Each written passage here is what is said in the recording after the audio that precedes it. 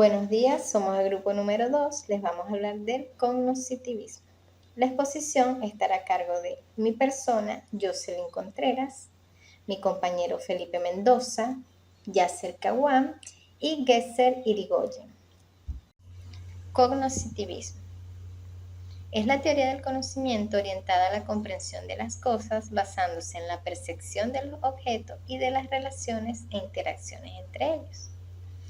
La teoría cognitiva, basada en los procesos mediante los cuales el hombre adquiere los conocimientos, se preocupa del estudio de procesos tales como lenguaje, percepción, memoria, razonamiento y resolución de problemas. Diversos autores establecen que el aprendizaje constituye sus conocimientos en etapas, mediante una reestructuración de esquemas mentales. Ellos afirman que el alumno pasa por etapas como asimilación, adaptación y acomodación, llegando a un estado de equilibrio. Es decir, es un proceso de andamiaje, donde el conocimiento nuevo por aprender es a un nivel mayor y debe ser altamente significativo. Y el alumno debe mostrar una actitud positiva y el docente debe crear situaciones de aprendizaje. El cognoscitivismo es la teoría que se encarga de estudiar los procesos de aprendizaje por el que pasan los estudiantes. Sus principales características están: el conocimiento para el cognitivismo es funcional.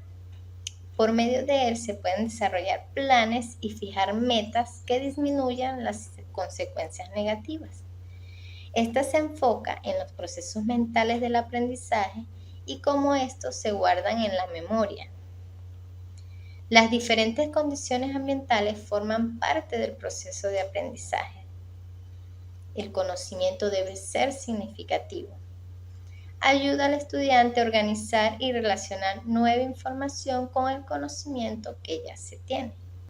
Antecedentes. Los primeros estudios realizados que tenían enfoque meramente cognitivo se realizaron en la década de los 50. Presentándose como una teoría que buscaba sustituir la teoría del conductivismo.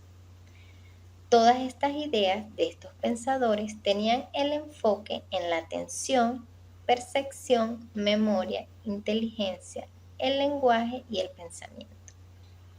Principios. Los principios del cognitivismo son los siguientes. Ve al sujeto como un procesador activo de los estímulos y este procesamiento determina nuestro comportamiento. Estudia aspectos observables y no observables.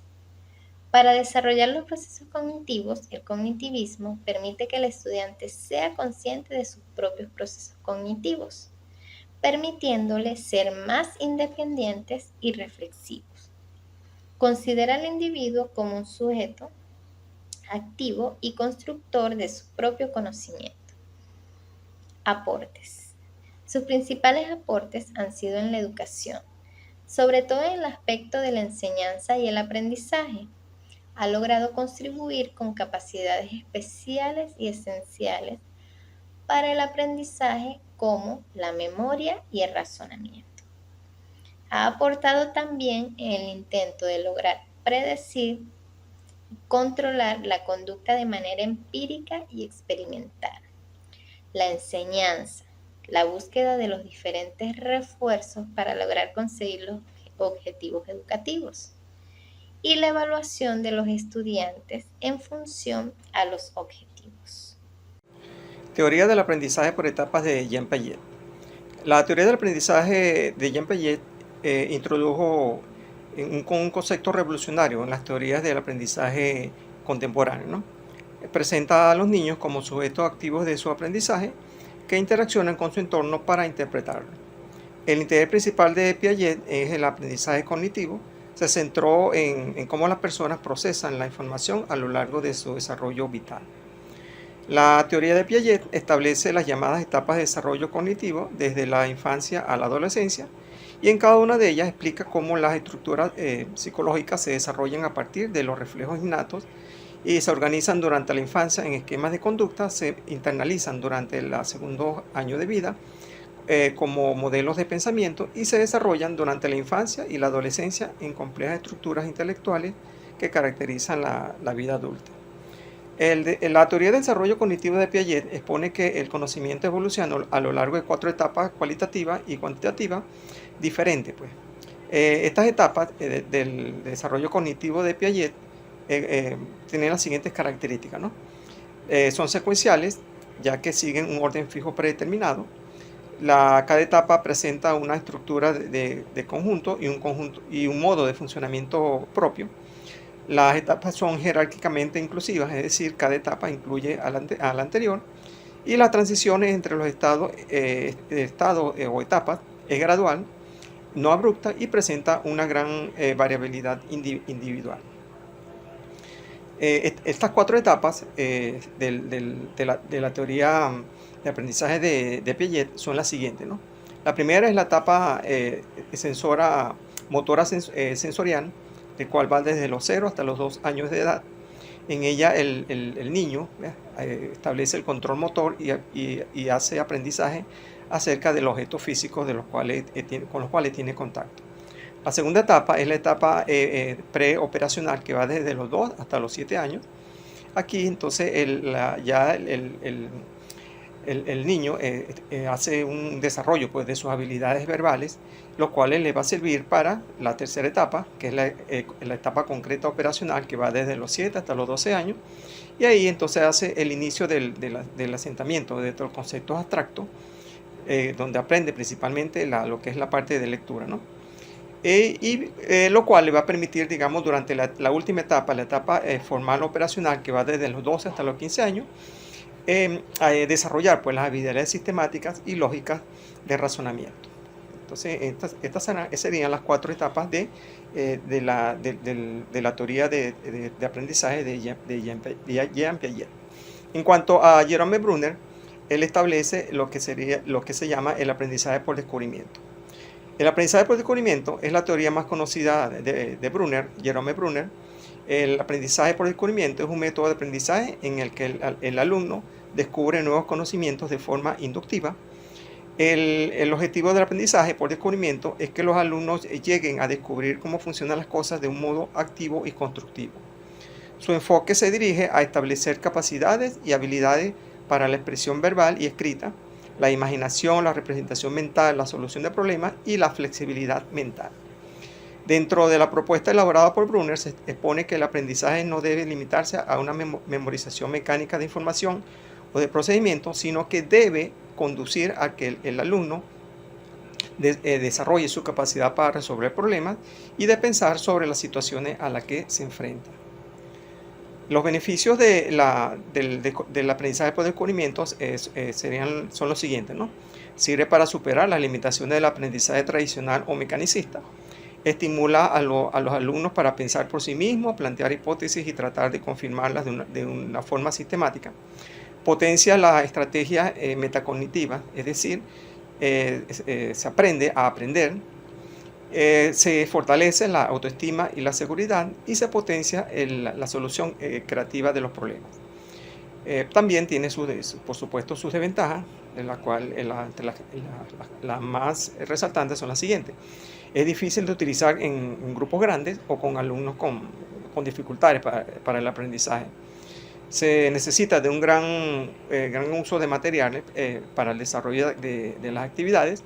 Puede provocar situaciones de bloqueo en alumnos que no son capaces de encontrar nuevas soluciones y requieren de mucho tiempo y dedicación por parte del profesor. Les voy a hablar sobre el aprendizaje significativo, que es una teoría de David Ausubel. El aprendizaje significativo es uno de los conceptos pilares del constructivismo. Se desarrolla sobre una concepción cognitiva del aprendizaje.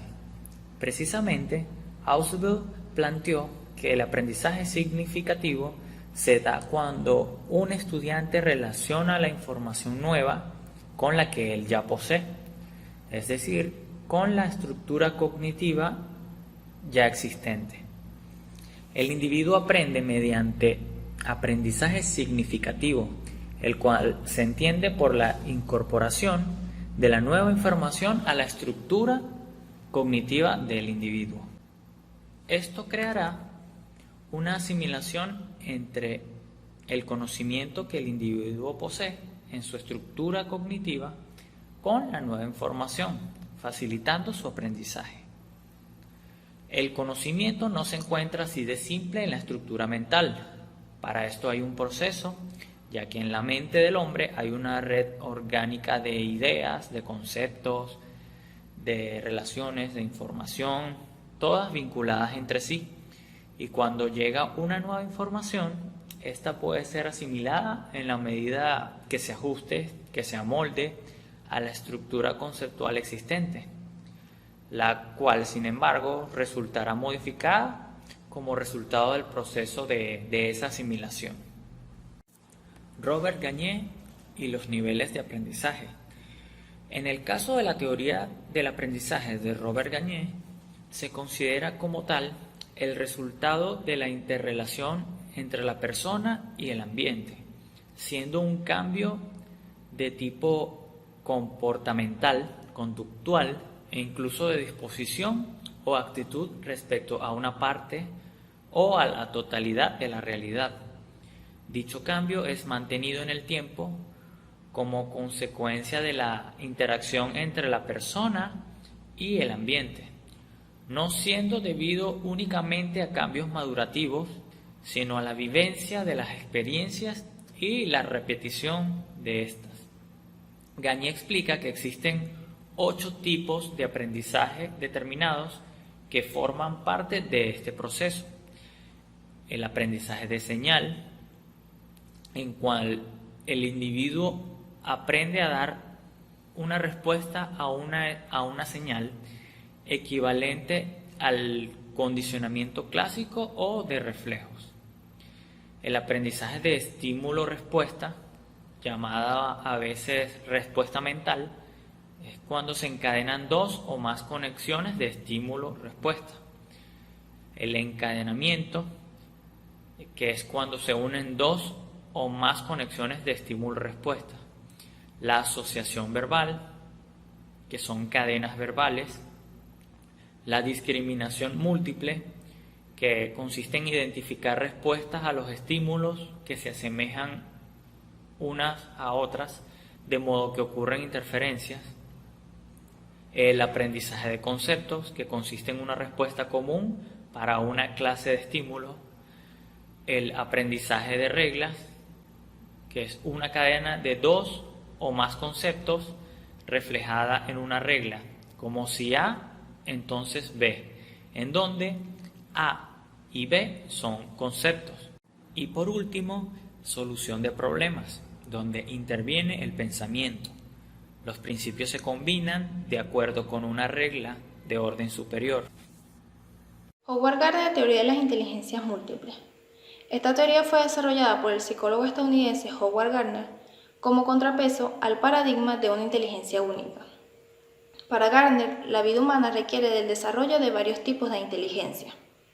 Gardner y sus colaboradores de la Universidad de Harvard advirtieron que la inteligencia académica, como títulos o méritos educativos, no es un factor determinante para conocer la inteligencia de una persona. La investigación de Gardner ha logrado identificar y definir 8 tipos de inteligencia. La inteligencia lingüística, que es la capacidad que tenemos para dominar el lenguaje y poder comunicarnos con las demás personas.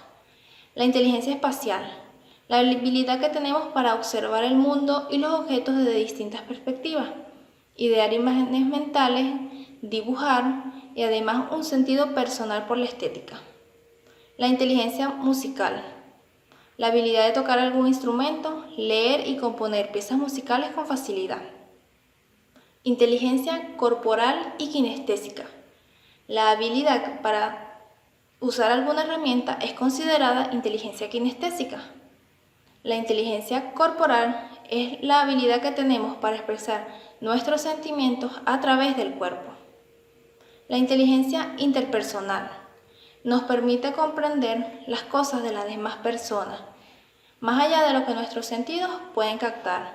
Nos permite comprender sus gestos o palabras, empatizar con ellas. La inteligencia intrapersonal nos permite conocer y controlar el ámbito de uno mismo. Inteligencia naturalista nos permite detectar, detallar y categorizar los aspectos relacionados con la naturaleza, por ejemplo, las especies animales y vegetales. Para Gardner, todas las personas somos dueñas de los 8 tipos de inteligencia, aunque una predomina más que las otras, no siendo ninguna de las 8 más importante que las demás. Lev Vygotsky, desarrollo cognitivo mediante la interacción social. Para Vygotsky existen 2 tipos de funciones mentales, las inferiores y las superiores. Las funciones mentales inferiores son naturales, vienen dadas genéticamente. El comportamiento de estas funciones es limitado, está condicionado por lo que podemos hacer. Las funciones mentales superiores están determinadas por la interacción social. Como cada individuo está en una sociedad específica con una cultura en concreto, estas funciones están desarrolladas e intervenidas gracias a la sociedad. Para Vygotsky, a mayor interacción social, más capacidad tenemos de relacionarnos y más robustas serán nuestras funciones mentales. Erik Erikson. La sociedad moldea el desarrollo del ser humano. La teoría de Erik Erikson contempla que el individuo, a medida que va desarrollando sus etapas de la vida, lo que va generando es su conciencia a través de la mediación de la sociedad. Para Erikson, una base fundamental de su teoría es que las etapas de la vida del ser humano vienen cada una marcadas por un conflicto. La resolución de este conflicto es lo que le va a permitir al individuo desarrollarse y adquirir competencias determinadas. En la resolución de este conflicto, las personas pueden encontrar una gran capacidad para la superación, pero también pueden encontrar una gran capacidad para el fracaso. Esta fue toda nuestra exposición. Muchísimas gracias por su atención.